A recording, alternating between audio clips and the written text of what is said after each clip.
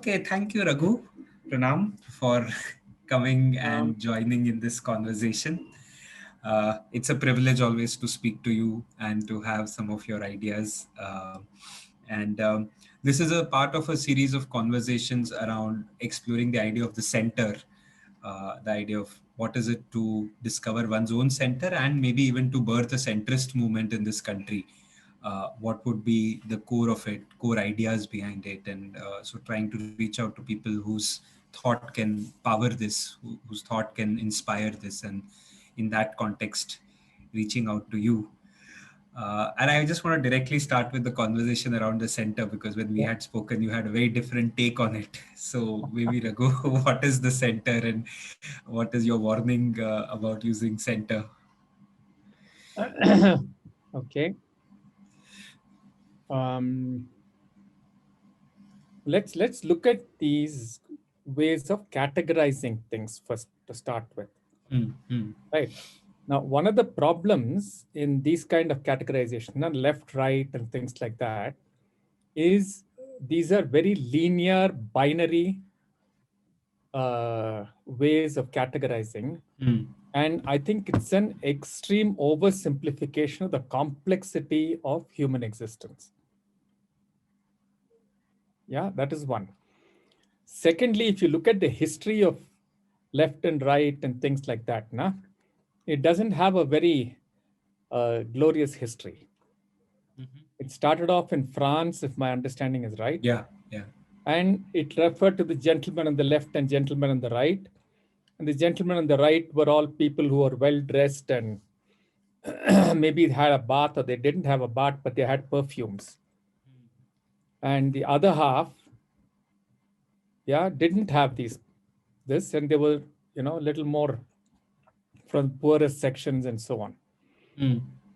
So this is an overgeneralization, first of all, and secondly, a meaningless way of looking at it, right? And looking at debate as A versus B, and all of these things are all very simplified ways of looking at the world. Right. So in that, if you say center, it means nothing. Right. And if you go to Aristotle and things like that, they say the middle has no meaning at all. Right. So there's this famous excluded middle and so on in the discourse, right? So these categories fundamentally don't make sense. Right. So how do we look at this whole thing then? Yeah. So there are a number of ways of looking at it. Okay. Now, one way of looking at it is to look at what are the key, frames and paradigms of thought that are around today. Right? So there's one paradigm of thought, which is scienticism, which is bad science. Now, what is bad science? Bad science is the way the tobacco lobby or the pharma lobby or the plastic lobby, or the pesticide lobby uses science to spread ignorance and to attack good science. Right? There was even a film about tobacco talking about how when the first clear evidence came, which was linking tobacco smoking to cancer, how the tobacco lobby got together and said, how do we use science and propaganda to make sure that this new discovery linking cigarette smoking with death can be dealt with? So what did they do? They used the methods of science. Okay. And they funded research into all kinds of possible connections. Let's say if one paper said tobacco is, linked with lung cancer, or tobacco is linked with something, they funded research on every other thing. Okay. ostensibly to create more science, which is what they propagated. They went to the press and said, "We are such nice people. We want to find the truth. Science is going to find the truth for us." And they funded research so that the whole question is obfuscated. And you say it's inconclusive. And this method has been used over and over and over again. Okay, it's been used, pesticides versus bees. Then there's this whole study of plastics, okay, where trace elements of certain kinds of chemicals cause huge problems in people, right? So all of these things, people have used the same method. Okay. So what is happening? You have good science, and then there are ways in which the method of science is used to defeat the purpose of science, which is to discover the truth. Okay, this is a very strong thing if you look at. Okay, so what, like let's take another example to make this more clear. Yeah, you have an environmental problem. Okay, where I'm living, for example, yeah, in Nilgiris. So what happens? A study is started where there is a very clear evidence. Gadgil and people like that studied this place and talked about ecodiversity, the importance of this area in terms of water, in terms of seed varieties. A whole lot of things were studied. What happens now? This study has to go to the politician, because you cannot save an environment just by studying and saying this is the science. Some laws have to be passed. Okay, so some other political processes and policy making has to come in if you actually have to preserve an area. The moment you go there, you've got into political power, you've got into money power, and a whole lot of things. So immediately what happens, some other studies are triggered and things like that happen. And then there is the whole lobby of people who want to cut down trees and put tea or this or that, or plantations, all kinds of other things come in, right? Which obfuscate the reality of the truth. And they use the same method. They use graphs, they'll use this, they'll use that. So this is one very strong thing happening in the world today. Yes. Right? And then what does it do? You take yoga. Right? Now, yoga has to do with consciousness. It has to do with deep processes in the mind and so on. Right? You go and see what kind of research is being done in yoga. It is only superficial stuff that says, do this, oxytocin level goes up, do this, something else goes up, and trying to use people's idea that science somehow tells the truth to do research which is fundamentally not scientific. Right? Human beings are not statistical things, and there's such a complexity in the human being. I'm not saying that asana practice does not lead to positive health results. But in looking only at this band, what have you done? You've reduced human beings into objects. You've reduced the entire range of inner reality, consciousness. All of this is not measurable, right? And you slowly get into a discourse which converts something which is a very deep inner transformational process into a consumerist thing. Yes. Using science as a logic to sell. So this is one huge chunk of the mind, the way the mind is being used today. Yes. Leftists do this, rightists do this. Everybody uses this method for their own purposes. So what is left and right in this? The underlying thought process is the same. Yeah, whether it's a communist regime in China or a capitalist regime in the US or any mixture of it, they're all using bad science to obfuscate truth. This is a very serious matter, right? Look at another thing that's happening. For some reason, there is a hold of monotheistic thinking, right? What is monotheistic thinking?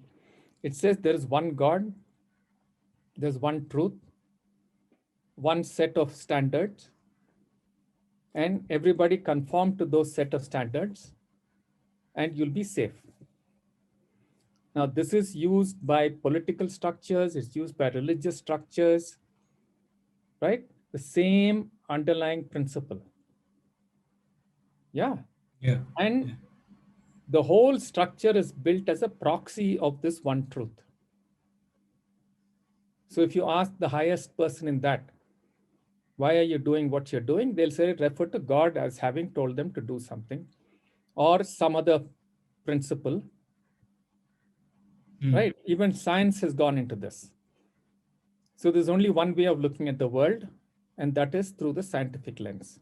And if science doesn't know how to talk about something, let's say consciousness, it's just thrown out of the discourse. You're discredited. Just as in a religious context, you can be excommunicated if you talk about something that is not part of their reality. In a political party, you'll be looked at as the opposition if you don't agree with them. So scientific establishment does the same thing, right? So this monotheistic thinking is something else that has taken hold of the earth. Yes. Leftists use it, rightists use it, religious people use it, organizations use it. And what do these kind of things do? They actually destroy the essence of what is human. These kinds of thinking destroy the earth. Yes, definitely. Yeah. Right. And I think that is the new discourse that is important. How do you wake people up to these kinds of use of ideas? Misuse, right? Like misuse of these ideas. Yeah, yeah. Right? For what? One, you make use of people's fear, either to make money or to get political power. Right? See what is happening with COVID. Right? Where do you find the truth? Okay, papers are full of sensational news. You have journalists making use of this context for TRPs or pushing their own political agenda. Yeah. Though any of us in the realm of citizens of this world have access to accurate data about the virus. Right? In every situation you take, this is what is happening. Yes. So to me, that is the real issue. This left, right, center, and all that are obfuscations of the reality of what is the kind of discourse necessary if things have to shift. Okay. Yeah.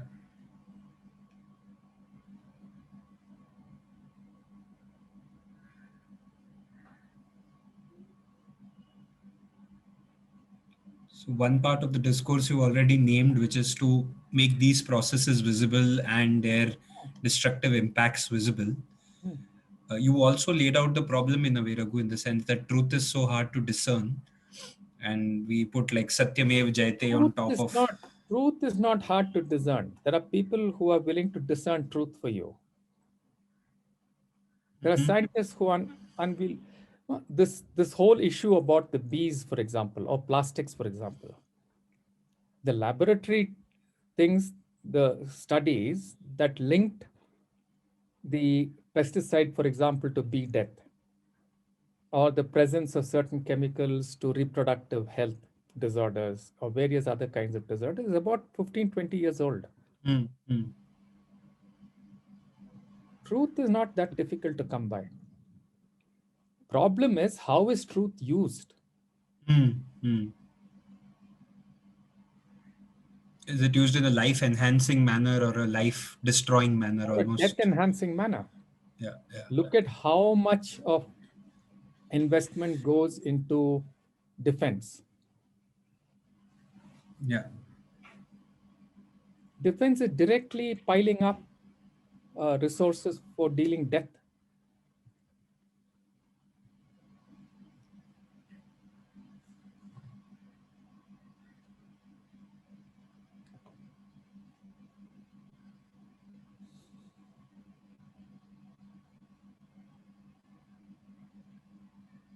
So my contention is that a lot of the discourse that we are seeing now is actually a collusion, either consciously or unconsciously, to not ask these fundamental questions that will change the way we live.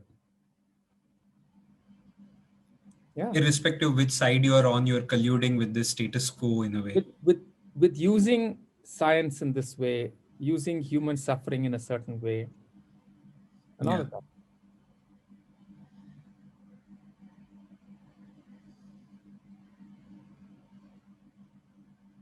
And so you're saying that rather than a position like center, the real question is how do we disrupt some of these ways of thinking first? Or that's the work. That's the work. That's the work for someone who's... How do you decolonize yourself, decondition yourself in a way that there is some possibility of discernment?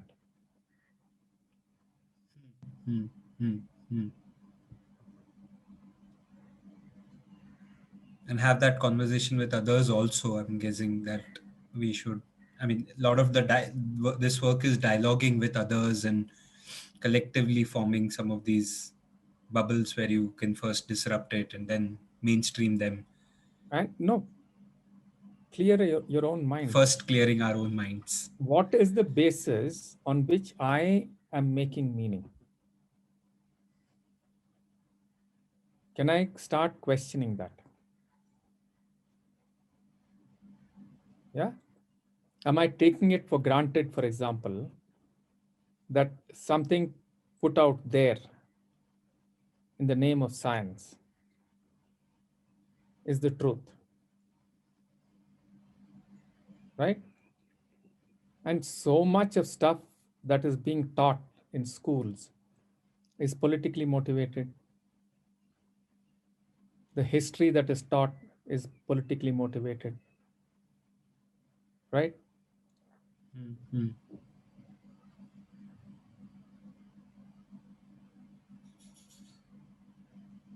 So how does this happen? Yeah, for example, I was reading recently, a kind of almost like a lament, yeah, of the Native American. Okay. So this was a small little episode that they talk about, right? So there's this person who thinks that he's done a great job of creating a museum, okay, of a certain tribe that lives in that area, and they take the tribal elders and show them the museum. It's 12:30. And at the end of looking at all of that, these elders are asked, what do you think about the museum? So one of them says, looks like those people lived interesting lives. Right? You understand the sadness of this, no? So that tribe has been exploited. Its lands have been taken away. And some American professor's lens of what that tribe is all about and the meanings of existence of that tribe is put up. Right. So what happens to those people? Yeah. What's the reality of those people? What are you doing? So here you've obfuscated the violence of genocide, the reality of colonization, and valorized it by putting up some museum. Right? This kind of thing is going on in so many areas. The name of modernity. That's another huge, that's the third peg. Yeah. This idea of modernity. Which would be the combination of the scientific and the monotheism that you named. The monotheism, the colonizing influence, or using modernity as a pretext. Yeah. Yeah. See, just look at the key issues that your generation is going to face for sure, and I'm hoping I've passed away by that time. Yeah, climate change, lack of resources, the disparity between the haves and the have-nots. Yeah. Right? In all probability, national tensions. Because every time these kinds of, things like COVID or some of these huge issues have come up, sooner or later there is war or this or that to, politically shift attention. All kinds of things have happened. Right? So all of that is looming in front of you. Now, unless you go down to the root cause, in a sense, and look at these 3 or 4 ways of thinking that have caught hold of the mind, what are you going to do? Yeah, if you don't go there, we'll just create more of the same, just with different language or with basically. Yeah, just take a simple thing, Abhishek. You're going to watch this cricket T20 or whatever in the evening because you want to relax. Okay? You can't, because at the end of every over, there are a series of ads. One ad is telling you you're not white enough. And this whitening cream, which has been proven by science to make you whiter, is the thing to have. Okay, now look at how bad science and colonizing are playing out in this one little thing. Together, yeah. Together, right? This whitening cream is probably going to create all kinds of diseases for you because skin, when it is covered up with anything, stops breathing. Right? So I don't know if any research or any study has been done. Even if it's done, it'll be obfuscated. Second, they're telling you if you're whiter, you're somehow better than non-white. Yes. Right? This feeds into colonizing. This feeds into monotheistic thinking. Right?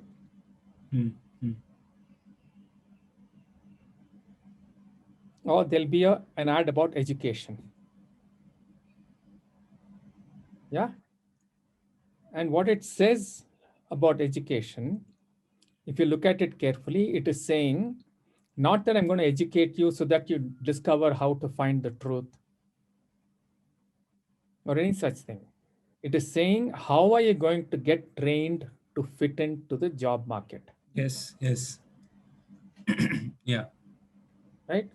Half the American universities are funded by industry lobbies. Yes. They're trying to bring that into India. Yeah, private education, this, that, and the other. Yeah. So where do you go to get educated? Yeah, I would also add one more, Raghu, which is coming to me, is even the act of watching a cricket match. Firstly, cricket not being a domestic or native kind of our own thing, but also the act of being a spectator. Now it's ours, man. But the act of being a spectator, I'm wondering, versus participating in life, I feel like Netflix or this increasing entertainment and just taking a spectator position and becoming comfortable, I feel somehow is affecting participation in Of life. course it is. Of course it is. So what does any monotheistic thought actually demand of you? It just Compliance. demands compliance and obedience. Yeah. Yeah. So how to make you obedient and compliant? Yeah, it's there in one very interesting film, either Ben-Hur or Gladiator or whatever. Yeah, there's a whole problem about people getting restive. And there's a discussion between two people, two senators. And then one of them says, give them the circus. Gladiator, yeah. I think it is Gladiator? Yeah. Gladiator, yeah. Just Yeah. give them the circus. Yeah. These cricket matches are the circus. Hmm. We're still using these kinds of things now, which have proved so effective. This left-right is also very, very old, cheap thinking, which is for me to come and tell you, you're the oppressed, this guy is the oppressor, without telling you very subtly that I'm the savior, come to me. Yes. So I create the binary out there. The reality is not just oppressor, oppressed. The reality is oppressor, oppressed, and savior. I am your savior. Come to me.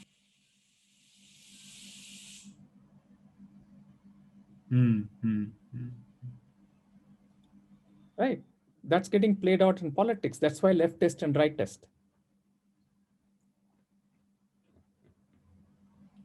So that gets me in touch with the fact that maybe the attempt to be centrist might actually be a disguised savior attempt, which I may myself not be in touch with, to say, okay, come here, if not there, here. And what you're saying is, no, that is still thinking on the same plane and in the same paradigm. Doesn't disrupt something deeper. It does not disrupt the current paradigm. And the current paradigm, which has actually been around for a long time. Okay, a few thousand years or more. There are very few places where the Upanishadic type of questioning has been valued and kept as a very, very critical, important thing. So what would be this type of questioning, Raghu? Would it be dialogue? Would it be what, like? Fundamentally, see, if you take any Upanishad, what does it do? The structure is very, very similar of all the Upanishads. The structure is very similar. Some young person will come and ask a question to a teacher. The teacher does not say, this is the answer, take it from me. The teacher says, go and inquire and find out. So the person inquires and comes up with a certain insight. So if there is another question that comes out of it, the teacher again says, go and inquire. And then there is some discussion about what has been discovered. Which is why there are comments about the Upanishads from these people who want everything in order, everything perfectly. This thing, there are a lot of contradictions inside the Upanishads. Sure, the content will be different. So if I ask you to meditate on a question that's very important for you, you'll think about it and you'll come up with an answer that you're capable of coming up with. Right? Now, if I dialogue it with you and try to understand your answer, help you understand it better and so on, it's one kind of an exchange. If I come back, after when you come back, I tell you, no, you got it wrong. This is the right answer.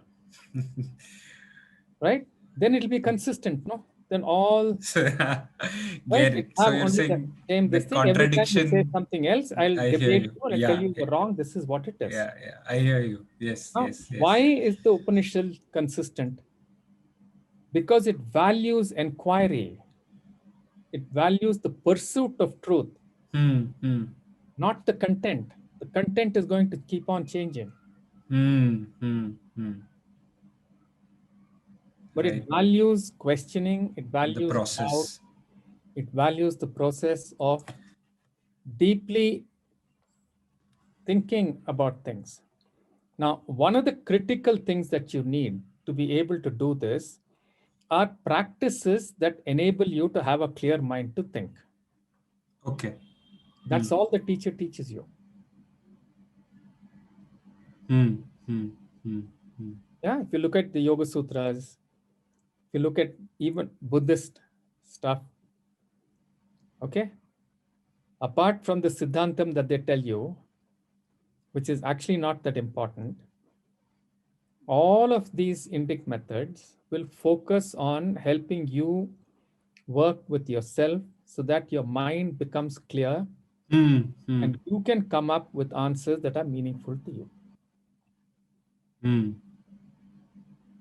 Right? Now, when you do this kind of thing, a few things are guaranteed. Right? If you start becoming truly introspective, yeah, you will understand responsibility.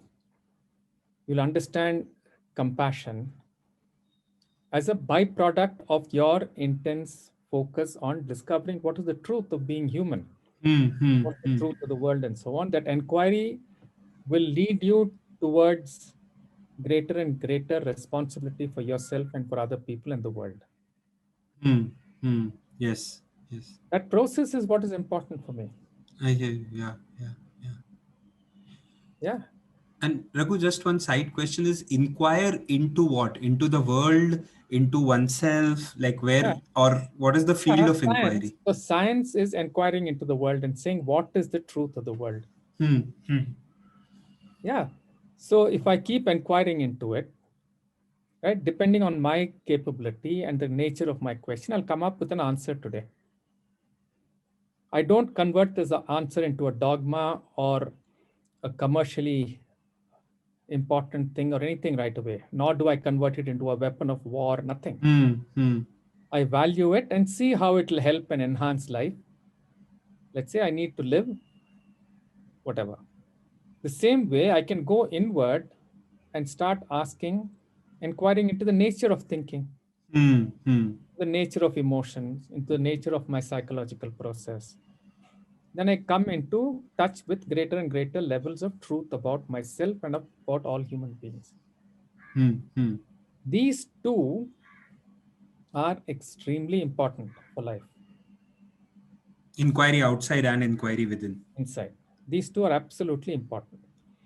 What is critical in this inquiry? The clarity with which I can inquire, the clarity of the mind which can inquire. Right? So I need to do some practices. So if I have to do good science, I have to learn mathematics. I have to learn how to make logical conclusions. Right? So certain ways of thinking I have to develop, which are very, very important. Same way, if I have to inquire into myself, I have to create certain preconditions so that my mind is clear enough and capable of inquiry. All this is extremely valuable. Now, if the product of my thinking gets captured by a mind that does not respect either of these two, which is a mind that is caught with bad science, a mind that is caught with political expediency, a mind that's caught with colonization, racism, right? A mind that's caught with creating monotheistic power. What will it do? It will simply take the products of this kind of inquiry and convert it into utilitarian stuff. Commoditize them, yeah. Commoditize it, use it as power, use it as the basis for making money. Right?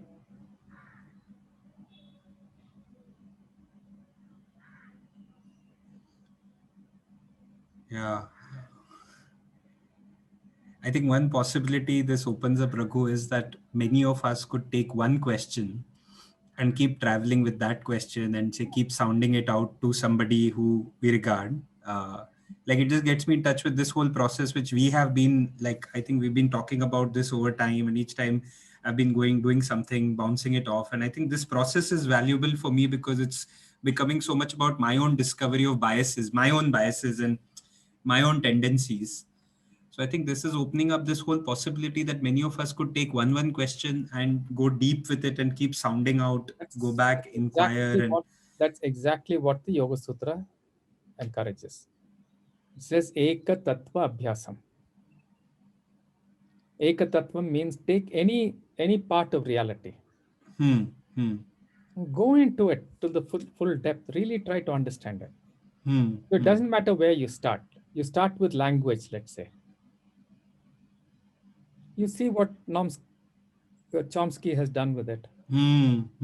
He starts with language, which are utterances, goes into the depth of where the language comes from, what's the mind, whatever, and right, it will lead you into great depth of understanding the human reality. Take anything you want. How does a tree grow?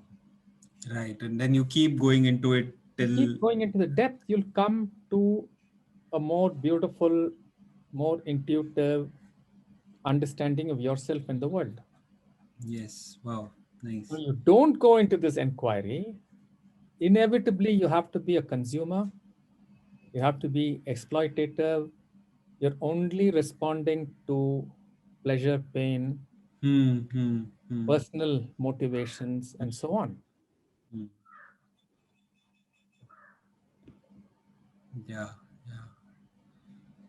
And then the record of this, Raghu, you're saying is an Upanishad in itself. Like you record your inquiry and its evolution. Yeah. Yeah. That's all. Yeah. Because the content is actually not that important. The content is completely contextual. Yeah. But giving the importance to this inquiry and valuing this inquiry is, to me, the only antidote to what is happening now. It has always been. Yeah, if you look at Buddhist thought and if you look at yogic thought, they also set up this whole thing. Yeah, Purva Paksham, Uttara Paksham, Pratipaksham, and so on. They talk about different thoughts that are there.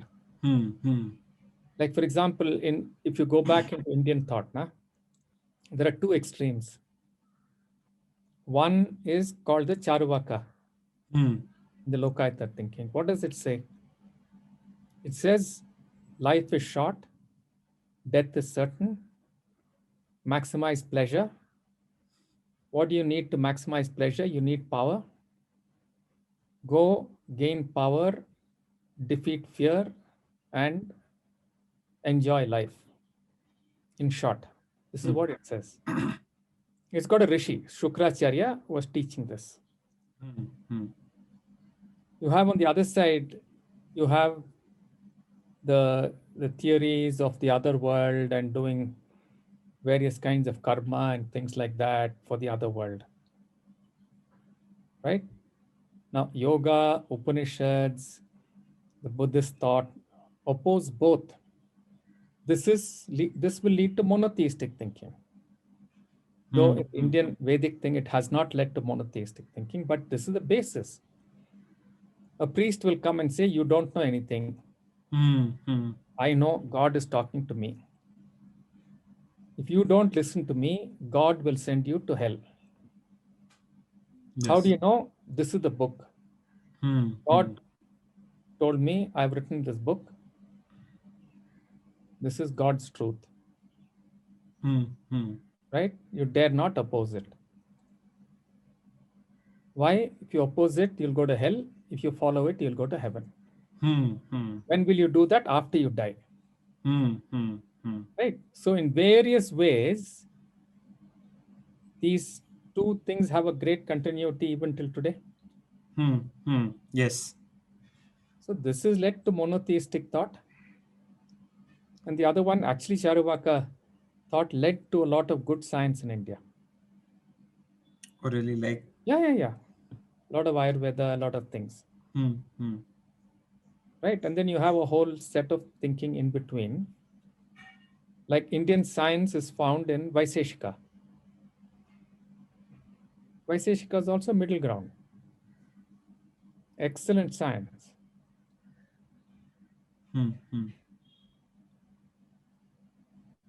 So you're saying there's a whole range of thought streams that have been present, and inquiry is the constant process that has Inquiry is one re-energized the society. process that will constantly re-energize, give you hope for the future and so on.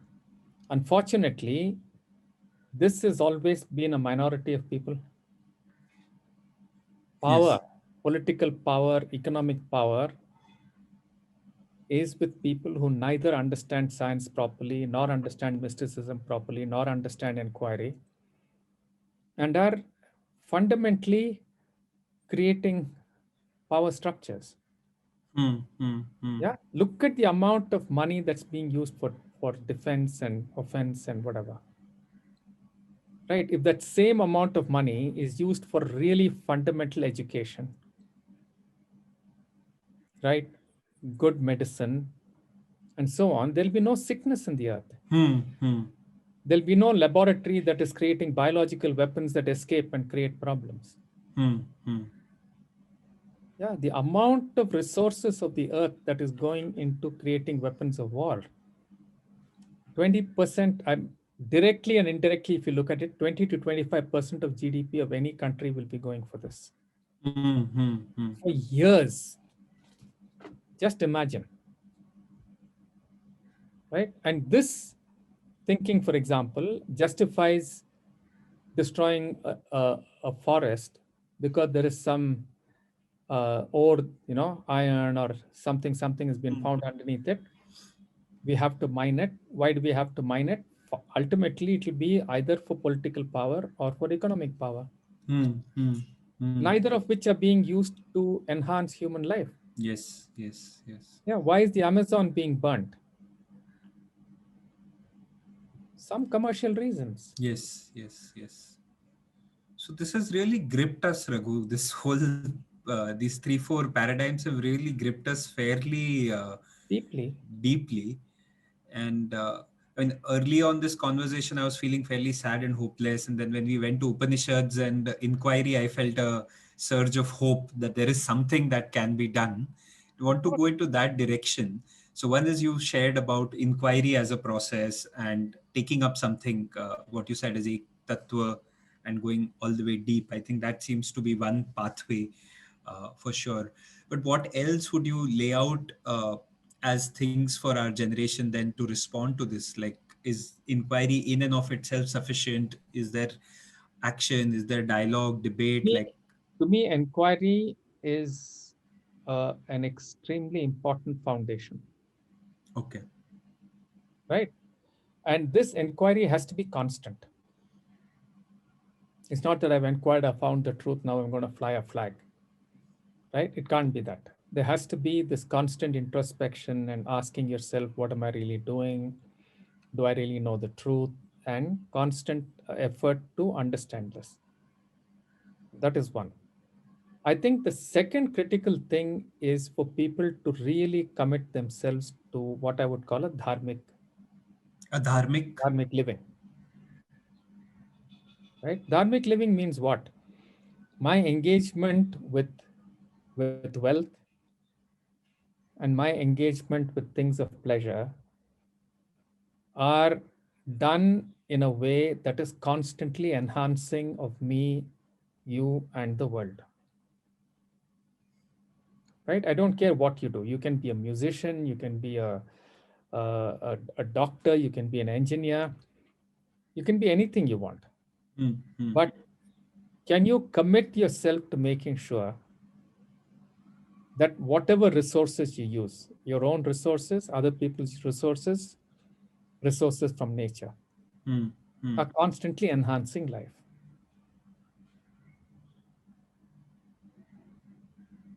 And I think you have to call it out when people are using knowledge, using other people's resources in a way that is not enhancing life. Which is at a lot of places.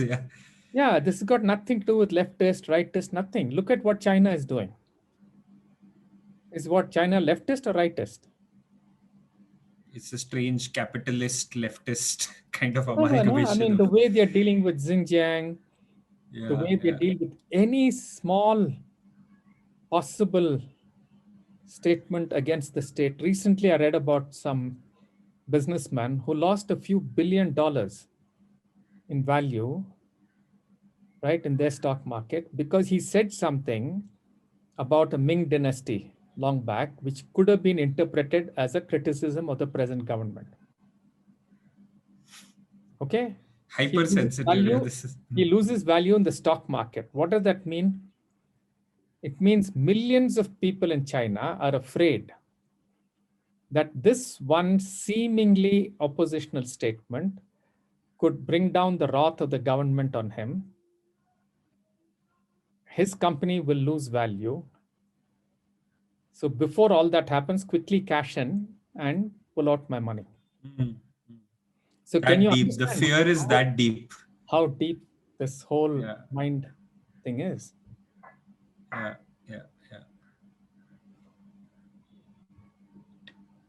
And this is the mind that is destroying the earth. Yeah. It's found its way into India also. I feel like. It's found its way everywhere, man. Yeah, I somehow imagined we would be more resilient with our cultural soil and with our richness. We tried, to resist. We tried with Gandhiji, Baji. There are so many people who tried to revive this. We actually won our independence because we still believed in it. But I don't know if people who got that independence valued the process.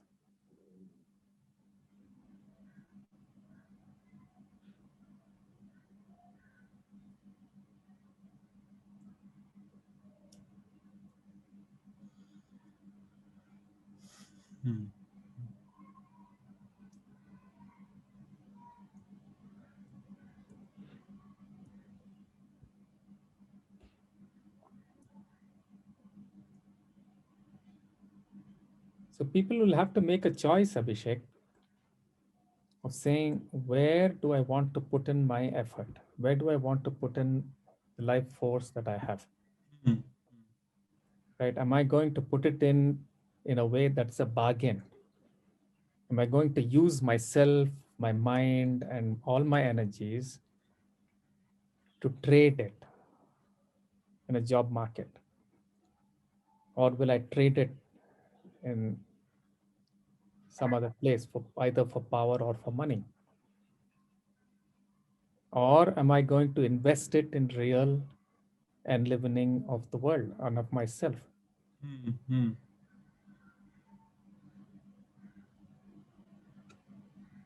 See, till a few generations back, you could always go away from this world if you didn't like it. Now there's nowhere to go. Yeah, apparently people went to America long back for religious freedom or something like that. Right, and the worst massacres of the American Indians happened at the hands of so-called pilgrim fathers or whoever on the East Coast.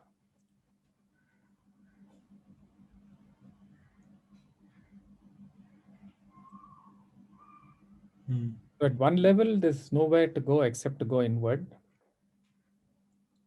discover your truth, stay on the journey of discovering your truth, and stand up for it. It's 13 hours. And I'm not advocating one more revolution. I'm not advocating one more flying of a flag. I've found this truth. Let me fly this flag. Yeah, just increase this possibility of honest dialogue, increase the possibility of honest self-introspection, of science. I think good science is really, really important.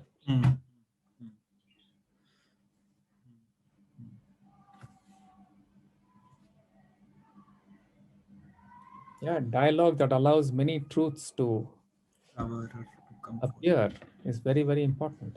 And allowing those multiple truths to just be rather than try to cobble them into one. How do I know what's the ultimate truth, man? Yeah. If I'm a really scientific mind, right, I'm going to look at every statement of truth as saying, yeah, this is possible. Let me explore. I'm not going to give up exploration at any point of time. So a truly scientific mind can never become dogmatic. It can never become exploitative.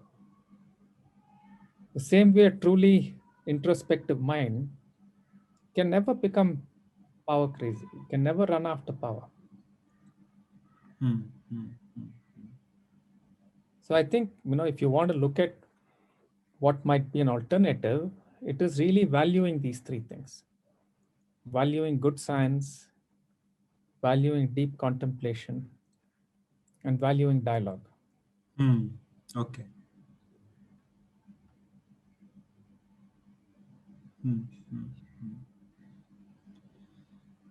So few final inquiry questions, Raghu, Yeah. because I know it's been an hour. So this conversation, Raghu, was also in context of something called the fellowship that I initiated and reached out to other peers around me with just two questions saying, are you committed to inner and outer change for life in spirit? And are you willing to walk together? So just trying to huddle a collective of more or less people in their 20s and 30s who seem to have a resonance, who seem to have already done some work, and to shift this conversation from 1 and 2 years to like 30, 40 years, like what would we be able to do if we commit that kind of time of our life to doing something, to building something, which can shift things. And slowly starting to take it to places, because we also need to, if we really want to shift something, only a handful of people doesn't really cut it. Like you need a collective to happen. And just as somebody who could possibly give some pointers to such a collective as it forms, what would you point us to do? Imagining that there is a group that would say, and it is actually starting to form, right? Committing 30, 40 years to serving the country, to serving the world, to reviving things in different ways through their own paths, but also together. I think this commitment itself is superb. My only caution would be not to become too self-conscious about what you discover. Not become too self-conscious, like About to what be you discover. And say, oh yeah, we as a group have discovered the truth and let's go and spread the truth. okay, to stay in that humility and that open-mindedness of the And process. committed to the process of saying, let's see what it means to create a meaningful world for ourselves and for others. So just stay committed to that That ongoing commitment is process. great. That commitment is great. Hmm. But the danger is in saying, oh yeah, we've discovered something, so let's go and spread the word. Okay. But then how do we grow if we don't spread the word or invite others into that? Like, what is the way to, or drop the Live a intent to meaning. grow? I don't know, Abhishek. I don't know. Yeah.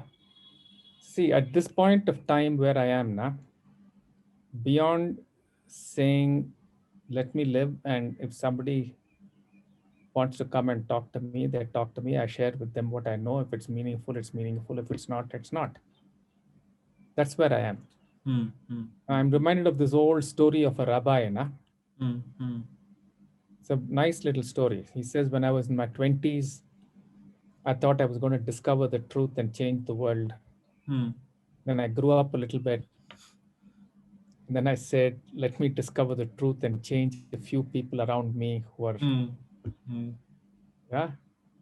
And then he said, then I came down to saying, let me see if I can change at least a handful. Now I'm praying that I can at least have some change in myself before I pass away.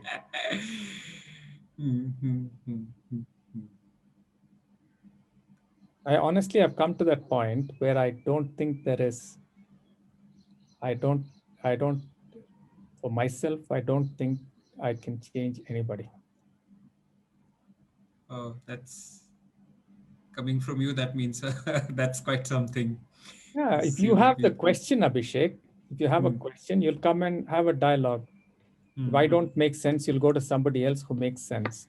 You're really committed to that question, right? You will go and do things to seek the answer.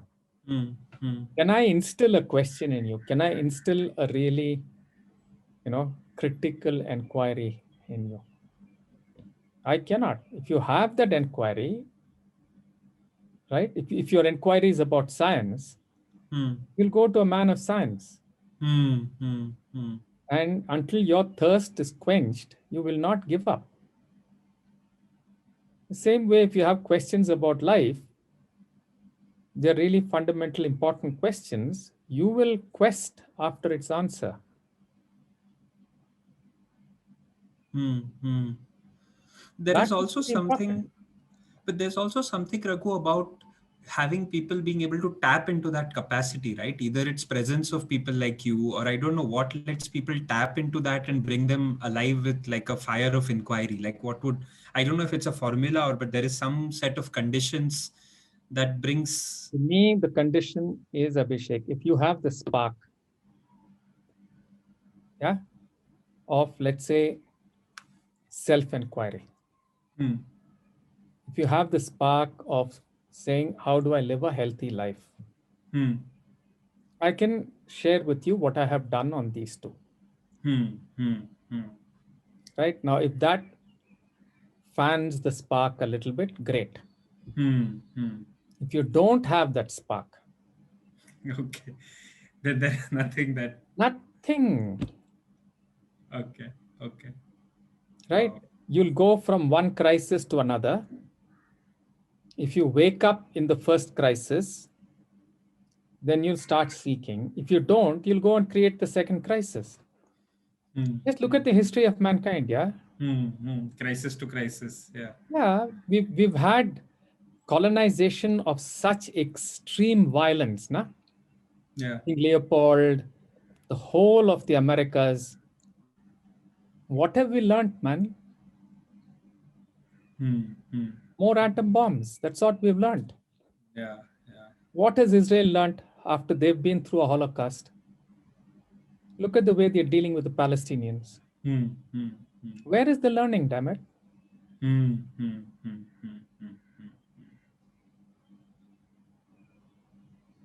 mean, the reality of the fact that we're going to get a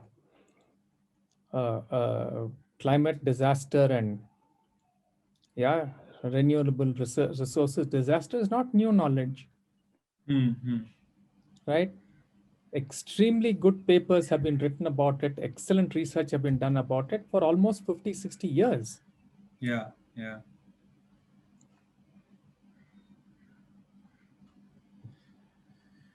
That's true. So the spark you're almost saying is a prerequisite, and then if that spark is there, then you have clearly said that how to live a healthy life and the journey of inner contemplation are two areas where somebody with a spark can come with you and dialogue. Yeah. And I'd be happy to have a dialogue without claiming any, maybe I'll talk sense, maybe I'll talk nonsense, but I'm willing to talk with you. Lovely. Wow, that's but if amazing. you come to me with a question, how do I make more money? I don't know, Baba. I'm not interested. I don't want to have that dialogue with you. True. If you want to know how to run a better ad campaign so people will buy what you don't need, I'm not interested. Yeah. If you want to talk about how to create a political party and win an election, I'm not interested. Sure. Wow, I hear you, Raghu. So thanks for putting that out. Yeah. I still feel though there is something I'll come back to you with, because there is definitely some invisible field which allows for transformation to happen. I don't know whether it's in your presence or is it the spaces you create, but there's definitely something there. I don't know what it is, but there is. That I know that there is. In Good my own experience, yes, there's definitely a field, and there is something that happens in that field which is lovely. And it's not only one data point. So I'm happy if that field fans your fire. Yes, it totally does. It totally does. And it's a regenerative fire. It's not something that gets quenched. It comes back with newer questions. So I'm very fortunate to have you to dialogue with and to take back new things and so on. So great. So anything else in closing, Raghu? Thank you so much for this conversation. I'm willing to be the fan whenever you want. Thank you so much. Thanks a lot for this. Thank you.